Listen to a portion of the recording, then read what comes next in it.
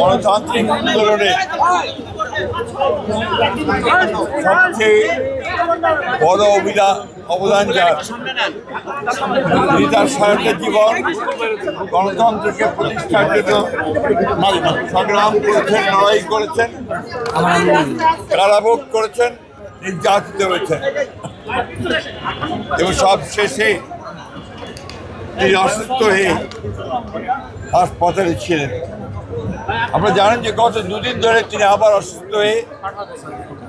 এবার কেয়ার হাসপাতালে ভর্তি হয়েছেন এবং গতকাল রাতেই ডাক্তাররা বলেছেন যে তার অবস্থা, শারীরিক অবস্থা অত্যন্ত সংকটময়। সেই জন্য আমরা আমাদের দলের পক্ষ থেকে এই গণতন্ত্রের নেত্রী, গণতন্ত্রের মাতা দেশনেত্রী বেগম খালেদা জিয়ার রোগ মুক্তির জন্য সারা দেশের জনগণের কাছে 5 জুমা আমরা দোয়া চেয়েছিলাম এবং সারা দেশের মসজিদে সেটাই আজকে আমরা এখানে এই নয়াপল্টনের মসজিদে নামাজ আদায় করে আমরা সবাই দেশনেত্রী বেগম খালেদা জিয়ার রোগ মুক্তির জন্য পরম করুণাময় আল্লাহ তাআলার কাছে দোয়া চেয়েছি। আমরা দোয়া চেয়েছি তিনি যেন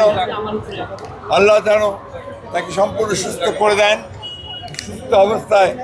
আবার জনগণের মাঝে ফিরে এসে তাকে